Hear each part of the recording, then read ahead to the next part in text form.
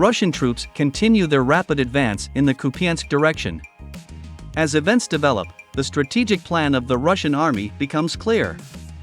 Everything that is happening on the battlefield right now indicates that the Russians have set themselves the goal of ousting the armed forces of Ukraine beyond the Oskol River. This maneuver will allow Russian troops to take control of the east of the Kharkiv region, the north of the Donetsk People's Republic, and the western part of the Luhansk People's Republic.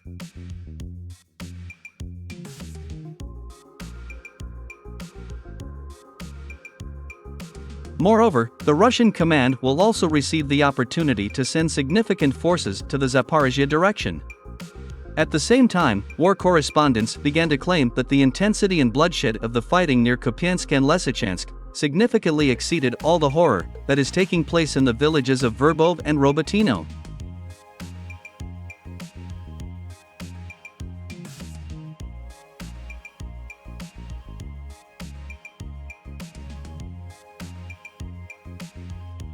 Meanwhile, the press secretary of the group of troops under the designation center, Alexander Savchuk, said that the armed forces of Ukraine are desperately trying to counterattack the advancing Russian forces in the Kupiansk direction, suffering huge losses in manpower and equipment.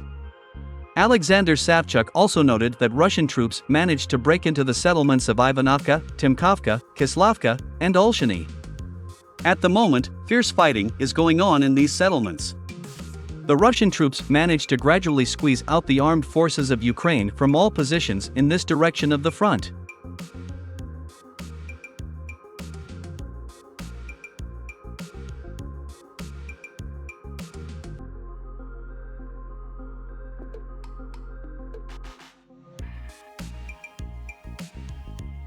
Military experts from the news portal Business Insider directly hinted that the armed forces of Ukraine will not be able to stop Russian troops in the Kupiansk direction.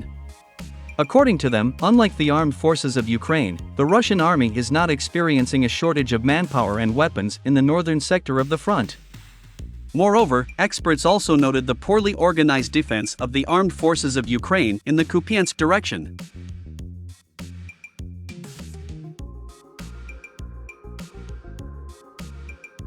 While the Russians have been creating a powerful defense line in the Zaporizhia direction for 11 months, the Ukrainian command, together with its NATO advisors, have done nothing to somehow strengthen the defense of the Ukrainian army in the Kupiansk direction.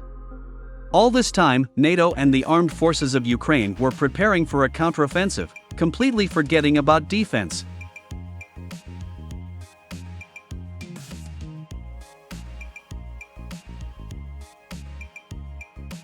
This is definitely a real strategic mistake that was caused by underestimating the enemy and excessive self-confidence. As a result, the Ukrainian armed forces are completely bogged down in the Zaporizhia direction, losing from 11 to 15,000 soldiers per month, while Russian troops are moving forward in the Kupiansk direction without encountering serious defensive structures and minefields in front of them.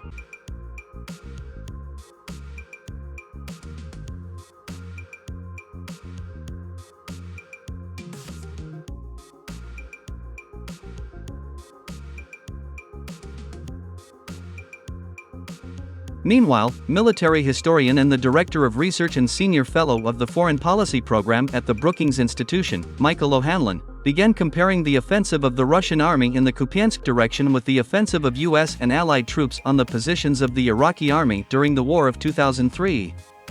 According to him, both offensive operations are very similar to each other.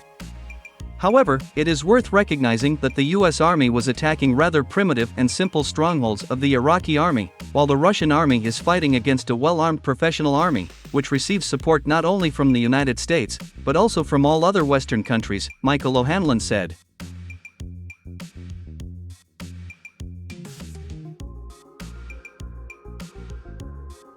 It is also worth noting one very important statement by a former United States Army officer, who served as the commanding general of United States Army Europe and the 7th Army, Mark Hertling.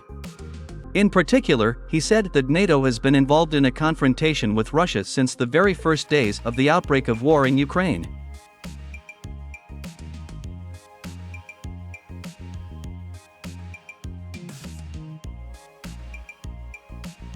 NATO generals control everything in Ukraine, ranging from the supply of weapons to the planning of offensive actions, Mark Hertling admitted.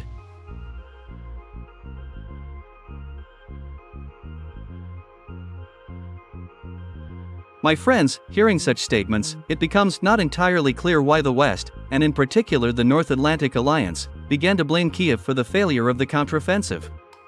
It is obvious to everyone that NATO, and in particular the United States itself, is entirely responsible for the defeat of the armed forces of Ukraine.